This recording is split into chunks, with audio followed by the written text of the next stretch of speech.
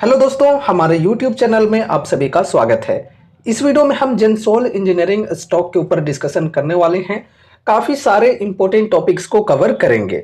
दोस्तों, जैसा कि आप सभी को पता है कि ये जो शेयर है ये डे बाय डे काफ़ी ज़्यादा गिरते जा रहा है। गिरावट के पीछे रीजंस की बात करें तो अभी रिसेंटली इकरा एंड केयर जो रेटिंग एजेंसीज हैं, इन्होंने रेटिंग्स को डाउनग्रेड किया है। यहाँ पे इसके पीछे रीजंस उन्होंने बताए थे कि कंपनी के ऊपर डेप्ट जो है ये काफ़ी ज़्यादा है, डेप्ट इक्विटी रेशियो जो है ये भी काफ़ी ज़्यादा है, और डेप्ट की जो रीपेमेंट्स होती है वो कंपनी जो है नहीं कर पा रही है सही तरीके से, उसमें डिले कर रही है। तो इस वजह से रेटिंग्स को डाउनग्रेड किए थे ये रेटिंग एजेंसीज ने। तब से शेयर में भयंकर गिरावटें हमें देखने को मिलने लगी, ठीक है, और डेली शेयर में लोअर सर्किट देखने को मिलता है। एंड पास्ट 1 मंथ की अगर हम बात करें तो ये जो शेयर है ये 50% से भी ज़्यादा करेक्ट हो चुका है। अपने आईपीओ के प्राइस से भी अगर हम बात करें तो स्टॉक जो है ये 40% से ज़्यादा करेक्ट हो चुका है। काफ़ी भयंकर गिरावटें शेयर में देखने को मिल रही है। अब देखो यहाँ पर ये रिसेंट की अपडेट्स हैं, कंपनी के द्वारा ही ये इंफॉर्मेशन दी गई है स्टॉक एक्सचेंजेस को।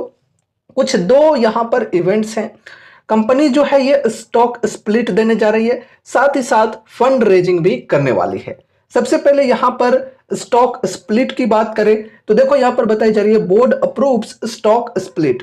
बोर्ड ऑफ डायरेक्टर्स जो हैं उन्होंने यहाँ पर स्टॉक स्प्लिट को मंजूरी दे दिए हैं।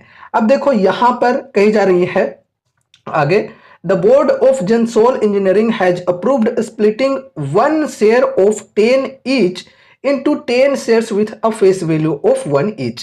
कहने का मतलब ये है कि अभी जो स्टॉक की फेस वैल्यू है ये 10 रुपए की है, ठीक है। अब यहां पर देखो स्प्लिट होने वाला है 10:1 के रेशियो में, यानी कि अगर आपके पास एक शेयर है तो उसे स्प्लिट करके 10 शेयर में तब्दील कर दिया जाएगा। तो फिर फेस वैल्यू जो है यहाँ पर 10 का वो 1 का हो जाएगा, ठीक है। एंड 1 से नीचे फेस वैल्यू नहीं होता है, मतलब 1 पर अगर फेस वैल्यू आ जाता है तो फिर यहाँ पर स्प्लिट नहीं होता है किसी भी शेयर में, ठीक है।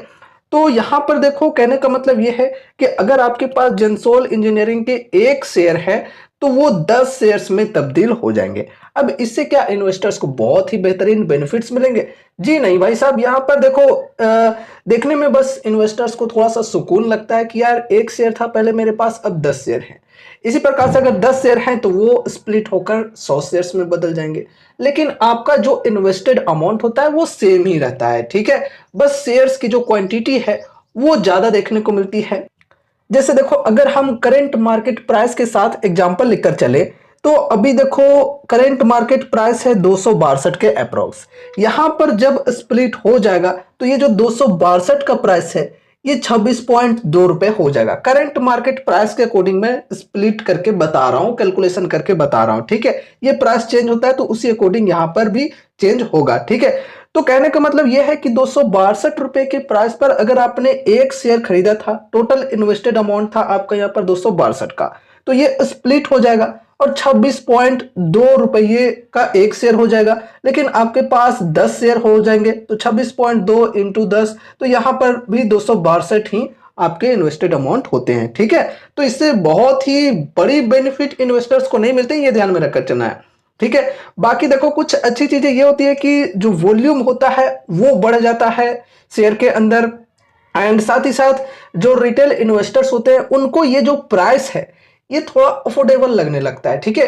इन्वेस्टर्स को सस्ता वो स्टॉक ज्यादा लगता है, रिटेल इन्वेस्टर्स के स्पेशली बात कर रहा हूं, और फिर कहें कि जो बिगिनर्स होते हैं उनको जो सस्ता स्टॉक लगता है वो लगता है कि 20 रुपए, 25 रुपए, 10 रुपए, 5 रुपए, इस प्रकार का प्राइस होता है वो, ठीक है। वैल्यूएशन के अकॉर्डिंग वो सस्ता महंगा नहीं देखते हैं, वो प्राइस के अकॉर्डिंग देखते हैं। ऐसा होना तो नहीं चाहिए, लेकिन यहाँ पर ये साइकोलॉजी होती है कि देखो अब 262 रुपए का जो शेयर था वो यहाँ पर इन्वेस्टर्स को जो है थोड़ा ज्यादा लग रहा था, अब यहाँ पर 26.2 हो गया है तो ये कम लगेगा और यहाँ पर बाइंग करना चाहेंगे लोग, और यहाँ पर फिर वॉल्यूम बढ़ेगा। तो इस प्रकार की चीजें होती है स्प्लिट होने के बाद, ठीक है।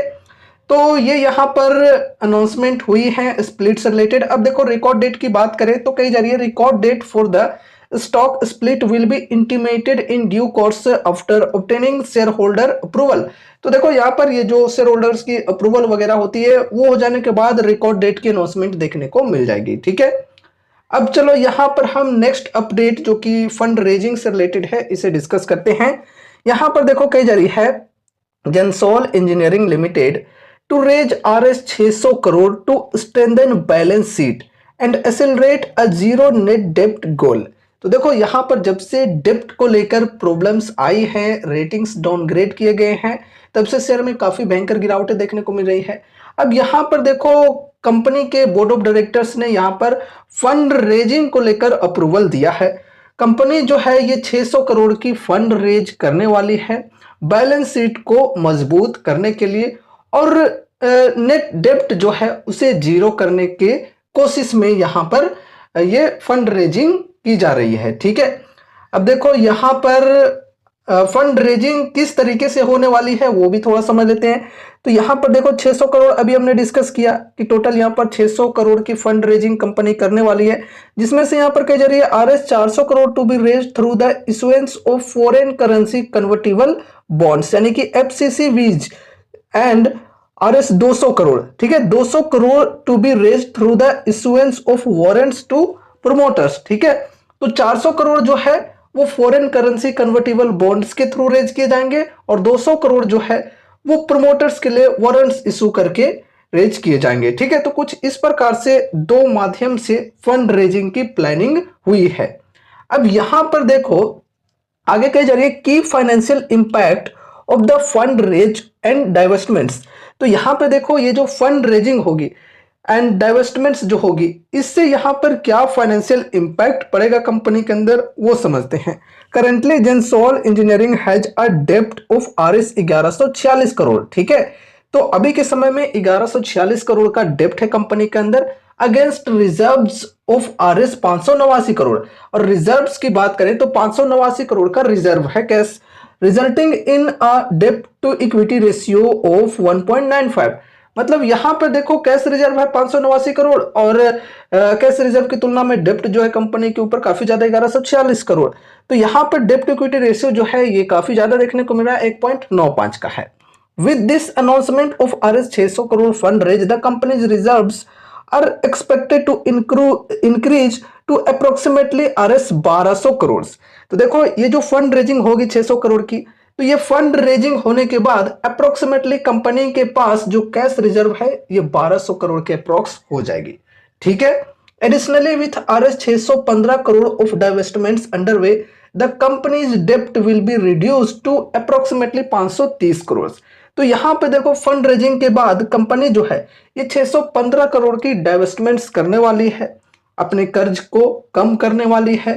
ठीक है, 1146 करोड़ का टोटल कर्जा है, तो यहाँ पे 615 करोड़ की डाइवेस्टमेंट होगी, तो उसके बाद जो डेब्ट कंपनी की है वो 1146 करोड़ से रिड्यूस होकर 530 करोड़ पर रह जाएगी, जो कि काफी अच्छी बात होगी। फिर यहाँ पर देखो आगे कही जा रही है this measures will lead to a significantly improved and healthy डेब्ट टू इक्विटी रेशियो ऑफ 0.44। तो ये डेब्ट इक्विटी रेशियो फिर हो जाएगा 0.44 का, जो कि एक हेल्दी डेब्ट इक्विटी रेशियो होता है। ठीक है, तो इस प्रकार की प्लानिंग है, देखा जाए तो काफी बढ़िया बात है। ठीक है, अब यहां पर जो हमने वारंट्स के बारे में डिस्कस किया कि 200 करोड़ कंपनी जो है ये फंड रेज करने वाली है प्रमोटर्स के लिए वारंट्स इशू करके। Clarification on promoter warrant pricing, warrants are priced at 213% premium to current market prices. आगे बढ़ते हैं, डिटेल में समझते हैं। We would like to clarify that the issuance of promoter warrants is happening at 56 रुपए per share of 1 face value which is equivalent to 560 रुपए per share of 10 face value considering the 10:1 stock split approved by the board. देखो दोस्तों, जैसा कि अभी हमने आपके साथ शेयर किया कि अभी जो फेस वैल्यू है वो 10 रुपीज की है। ठीक है, और स्प्लिट हो जाने के बाद फेस वैल्यू कितने की हो जाएगी, 1 रुपए की। तो यहां पे देखो स्प्लिट होने के बाद करेंट प्राइस के अकॉर्डिंग अगर हम बात करें तो 26.2 रुपए हो जाएगी, जो कि अभी हमने डिस्कस किया। तो 26.2 रुपए स्टॉक की प्राइस हो जाएगी, लेकिन प्रमोटर्स के लिए वारंट्स इशू किए जा रहे हैं 56 रुपए पर शेयर पे, यानी कि देखा जाए तो डबल से भी ज्यादा यहां पर ये जो प्राइस है वो रखा गया है प्रमोटर्स के लिए। और यहां पर परसेंटेज वाइज बात करें तो 213% के प्रीमियम पर वारंट्स जो हैं वो इशू किए जा रहे हैं प्रमोटर्स के लिए। ठीक है, अगर हम अभी के प्राइस के अकॉर्डिंग, अभी के फेस वैल्यू के अकॉर्डिंग बात करें, यानी कि अगर फेस वैल्यू 10 होती है और यहां पर 213% की प्रीमियम पर वारंट्स इशू किए जाते हैं, तो प्राइस हो जाएगा 560 रुपए पर शेयर। यानी कि अभी देखो 262 रुपए है, ठीक है। तो अभी के प्राइस के अकॉर्डिंग अगर वारंट्स इशू किया जाता है 213% के प्रीमियम पर, तो 560 रुपए पर शेयर हो जाएगा। यानी कि यहां पर कंपनी ये बताने की कोशिश कर रही है कि देखो भाई साहब, हमारे कंपनी में दम है, तभी तो इतने बेहतरीन प्रीमियम पर प्रमोटर्स के लिए वारंट्स इशू कर रहे हैं। प्राइस जो है ये 26.2 रुपए के अप्रोक्स है, लेकिन यहां पर हम प्रमोटर्स के लिए वारंट्स इशू कर रहे हैं 56 रुपए पर शेयर पे, ठीक है। अगर हम अगर हम 10 रुपए फेस वैल्यू के अनुसार बात करें, तो प्राइस है 262 रुपए की, लेकिन हम प्रमोटर्स के लिए वारंट्स इशू कर रहे हैं 560 रुपए पर शेयर पे, ठीक है। आगे देखो, यहां पर कही जा रही है एट 56 रुपए पर one face value share, the pricing represents 213% premium over the current market price of 262 रुपए पर शेयर, जो कि अभी हमने डिस्कस किया।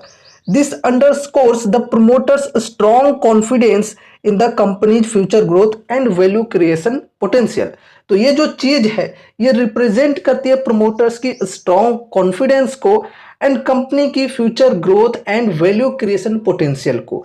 ये चीजें यहां पर कही गई हैं। We hope this clears any confusion regarding the valuation and remains aligned with our commitment to transparency with our stake holders. तो ये सारी चीजें इन्होंने कही हैं, ठीक है। तो ये अपडेट से यहां पर stock split end fund raising को लेकर कंपनी जो है ये पूरी तरीके से जो प्रॉब्लम्स आई हैं डेब्ट को लेकर, इसका समाधान करने की कोशिश कर रही है। लेकिन दोस्तों ऐसा नहीं है कि हम इन चीजों को सिर्फ सुनकर डायरेक्ट इन्वेस्ट कर दें। कंपनी को पूरा एनालाइज करना जरूरी है, कंपनी कैसी है, कंपनी के फाइनेंशियल फंडामेंटल्स कैसे हैं, ठीक है, लॉन्ग टर्म के लिए कैसा है, रिस्क यहाँ पर कैसा है, रिवॉर्ड्स के चांसेस कैसे हैं, सब कुछ समझना जरूरी है। अब देखो दोस्तों, इस प्रकार की चीजें अगर होती है, कंपनी आगे चलकर अपने डेब्ट्स वगैरह को कम करके चलता है, तो फिर हो सके तो आगे चलकर रेटिंग एजेंसीज जो हैं वो अपने रेटिंग्स को अपग्रेड करे, जो पहले डाउनग्रेड किए हैं उससे, ठीक है। अब देखो यहां पे अगर हम मार्केट कैप की बात करें, तो भाई साहब 997 करोड़ पर मार्केट कैप गिरकर आ चुकी है। स्टॉक पी 11.5 की, इंडस्ट्री पी 30.4 की है, बढ़िया है। पीजी रेशो 0.22 की है। तो वैल्यूएशन की बात करें तो ओवरऑल ठीक ठाक देखने को मिल रहा है। फिर यहां पर देखो आरओसी 14.3%, आरओई 20.1%। प्रमोटर्स की जो होल्डिंग्स हैं वो यहां पर एक बड़ी प्रॉब्लम देखने को ये मिल रही है कि 62.7% प्रमोटर्स की होल्डिंग है, चलो ठीक है। लेकिन यहां पर देखो 21.7% की जो होल्डिंग्स हैं ये प्लेस्ड है, यानी कि गिरवी है। तो ये एक काफी बड़ी रिस्क फैक्टर हो जाती है, तो इसे आपको ध्यान में रखकर चलना है, ठीक है। एंड फिर यहां पर बाकी हम स्टॉक के अंदर प्राइसिंग वगैरह की बात करें, तो देखो जब आईपीओ आई थी तो उस वक्त थोड़े बढ़िया रिटर्न्स मिले थे इन्वेस्टर्स को, लेकिन उसके बाद स्टॉक में जब गिरावटें शुरू हुई तो गिरावट ही चल रही है। अभी स्टॉक जो है ये 52 वीक हाई के लेवल से 80% से ज्यादा करेक्ट हो चुका है। एंड यहाँ पे अगर हम आईपीओ प्राइस की बात करें, जो कि ये लेवल है 439-40 के अप्रोक्स, तो इससे जो प्राइस है ये 40% से भी ज्यादा नीचे आ चुकी है, ठीक है। अब देखो नीचे में यहाँ पर कोई भी लेवल्स नहीं है, तो प्राइस जो है ये गिरकर कहीं भी जा सकता है। डिपेंड करता है कि यहाँ पर सेलिंग प्रेशर कैसी रहती है, ठीक है। इन्वेस्टर्स को अगर इस पे भरोसा होता है, इस कंपनी पे भरोसा होता है, तो फिर यहाँ पर हम रिकवरी एक्सपेक्ट करके चल सकते हैं, वरना फिर यहाँ पर कह नहीं सकते कि कहां तक गिर कर जाएगा। देखो यहाँ पर अब सर्किट लिमिट जो है ये भी चेंज हो गया है, 5% की यहाँ पर सर्किट लिमिट आ गई है, जो कि पहले 20% तक हुआ करती थी, ठीक है। तो देखो रिस्क जो है यहाँ पे काफी हाई है, तो सोच समझ कर ही इन्वेस्टर्स ऐसे स्टॉक्स में बेट लेते हैं। अगर बेट लेते भी हैं तो एक बहुत ही माइनर सी अमाउंट के साथ बेट लेते हैं कि चलो भाई देख लेते हैं, अगर मिल जाए तो ठीक है, ना मिले तो उतना चला भी जाए तो कोई फर्क नहीं पड़ेगा, ठीक है। मतलब चले तो चांद तक, नहीं तो शाम तक, ऐसे स्टॉक्स होते हैं ये। और देखो एक एवरेज मैं आपके साथ शेयर करना चाहूंगा कि मार्केट में अगर इस प्रकार के 100 शेयर्स है ना, तो नेक्स्ट 5 to 10 ईयर्स में अगर आप लोग देखोगे तो 100 में से कुछ 5 ही कंपनीज अच्छी पोजीशन पे आपको देखने को मिलेंगे। बाकी के जो 95 कंपनीज होंगे वो या तो डिलिस्ट हो गए होंगे, या तो अगर मार्केट में होंगे लिस्टेड भी तो कुछ खास स्थिति में नहीं होंगे, अंडर परफॉर्म करते हुए देखने को मिलेंगे। ठीक है, तो ऐसा एवरेज होता है। इसी वजह से लॉन्ग टर्म इन्वेस्टर जो हैं वो उतने ही अमाउंट्स लगाते हैं जितना कि यार डूब भी जाए तो उससे उनको कोई फर्क ना पड़े।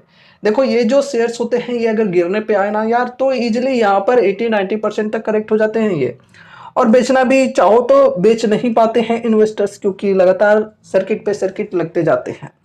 ठीक है, तो दोस्तों ये रही हमारी आज की वीडियो जेंसॉल इंजीनियरिंग स्टॉक से रिलेटेड। उम्मीद है कि इस वीडियो के माध्यम से आपको कुछ यूजफुल इन्फॉर्मेशन मिलेंगे। तो वीडियो को लाइक करके चैनल को सब्सक्राइब कर देना और मिलते हैं अगले नए वीडियोज के साथ। तब तक के लिए बाय बाय।